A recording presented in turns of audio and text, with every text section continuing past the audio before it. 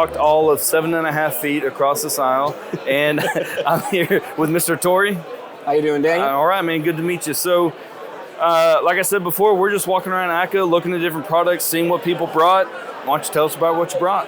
Yeah, so our company's called Microair. We manufacture the Easy Start, which is a premier soft start kit. Okay.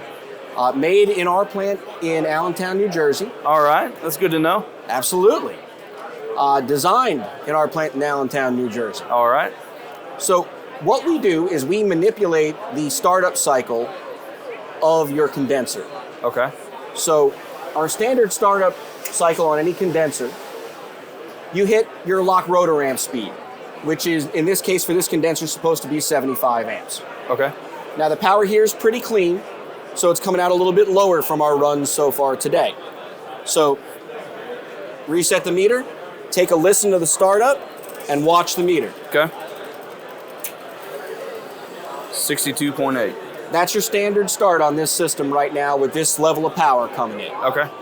You heard how the unit took off. Sounded a little bit like a jet engine. Yeah, it always boom, boom. Yep. Exactly. Yep. So we engage the Easy Start, reset the amp meter. Now, when I press this button, the Easy Start's going to have a 5-second time delay. It's going to be checking for overcurrent. It's going to be checking for short cycling. It does that to protect the condenser from damaging itself. Uh-huh. At the same time, it's going to be reducing your start amps. Okay. So when I press this button, you're going to listen and watch. 3.1. 13, 23. And that's your peak. Wow. 23. All right. Huh. Depending on the tonnage, we get a 65 to 75% reduction in start amps. That allows your condenser to run on off-grid power. I was going to ask you about that. I saw, I don't know if it's on your banner here about generators, so I was really interested to ask you about that. It allows your system to run on smaller off-grid power sources. So most homes nowadays get a 22, a 20, or a 24 kW generator, or a 100 amp solar battery.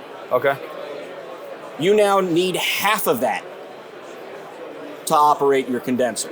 Mainly because of that hard startup spike. Yeah. Because, as you saw, we went from 66 amps to what, 23? Yeah, 23. All right. Interesting.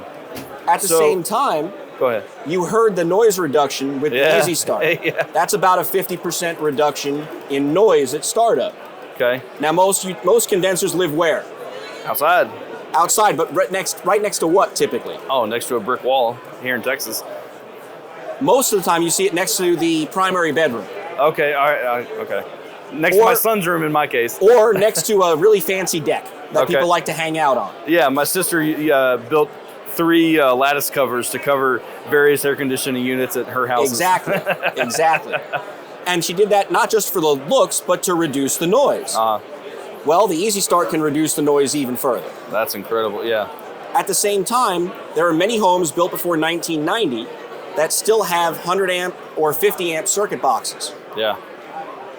You try running a 3-ton condenser off of that, and you're going to get dimming lights, or you're going to have lights that turn off completely when your system kicks on. We eliminate that issue as well. Wow. So I see the Bluetooth logo on here. Yes. What does that mean? We have Bluetooth diagnostics. Okay. So when you are within Bluetooth range, approximately 10, 12 feet, you are able to pick up the specific Easy Start that you're connected to and review its history and see its live data from its last startup cycle. Is that an app that you guys have? Yes, available on the App Store or the Google Play Store. It's a free app. It doesn't cost you anything. And through that app, you have the ability to upload the entire history of the device directly to our main office for analysis. Okay. Shortly after we receive that, you'll receive a call back from our team telling you if there's anything off in your system. Oh, interesting. Okay. So you can, what parameters do you guys read? Is it incoming power? Is it temperature overload? What all kind of stuff do y'all look at? There's a variety of components that we check. Probably best answered by Nick. Okay. So I'll hand it over to Nick at that point. So the question was what parameters do you guys look at? He mentioned the report that gets sent over to you guys' office, and then in a couple of days y'all call a technician back or a business owner back and say, hey, this here doesn't look right or everything looks good. What all parameters do you guys look at? So what we look at is we can measure the motor speed. Okay. And when you measure the motor speed, you can infer a lot of information about how it's performing. You can measure, and along with that, you measure the current as well. And those two things, you can see you can infer, there's a voltage spike. When this, on this particular start, there was a stall, or it was running for some amount of time, there was a stall. Okay. So when you see those things, you can infer things like, maybe the refrigerant's low because this stall would cause something like that. And that's what we want to check. Maybe there's a low voltage condition. And you can say, that happens sometimes. The power goes out for a split second, and that's one of the protections as well. Is when that voltage goes away, it'll cut the load, wait a few minutes, and start it right back up. Prevent damage, prevent it from fully stalling, that kind of thing. Wow. Okay, so for the technician or the business owner installing this, what all does it take to install it?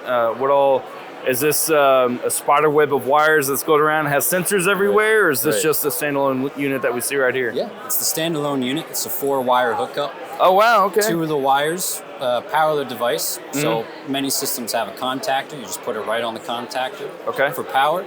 The other 2 wires go into one of the windings of the motor. So they're wired in series with the winding of the motor. So you'll take the winding off, you'll insert the easy start, and you'll put the other wire back to where the run winding used to be.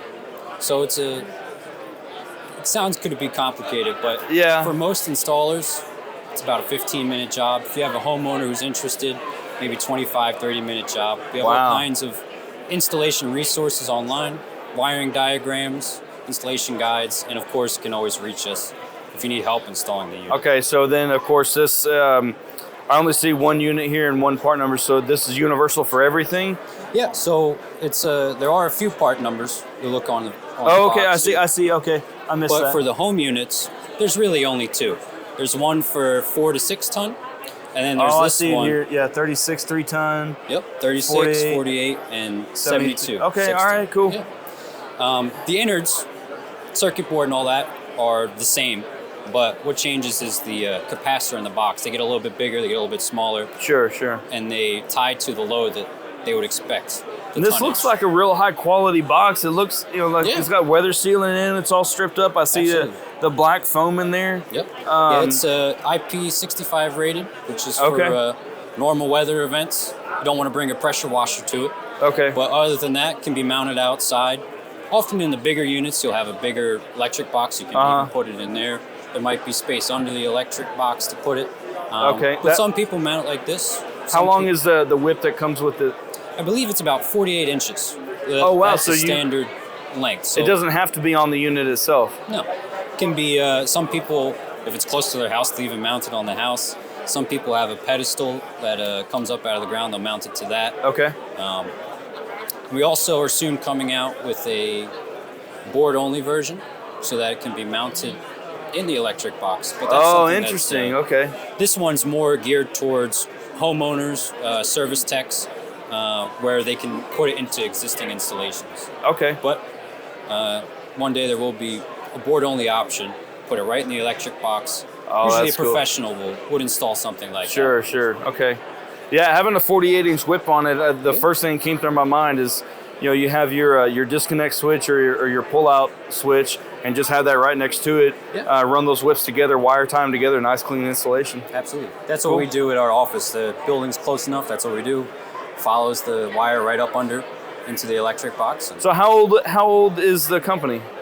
Well, the company, which our owner is still with us, still the owner, same owner, from about the mid-'80s. Oh, wow. In his garage, with his wife, and that's how the business began. Okay. I think he was started in sort of the marine industry doing technician work, and started doing controls in that industry, started doing thermostats, control boards, stuff like that. Okay. And this is one of our new products. This one's about 10 years old as a product. Really? Okay. It started as a Coast Guard for them in their boats and stuff like that. Interesting. Went to the RV market and the consumer marine market, and now we're in the home.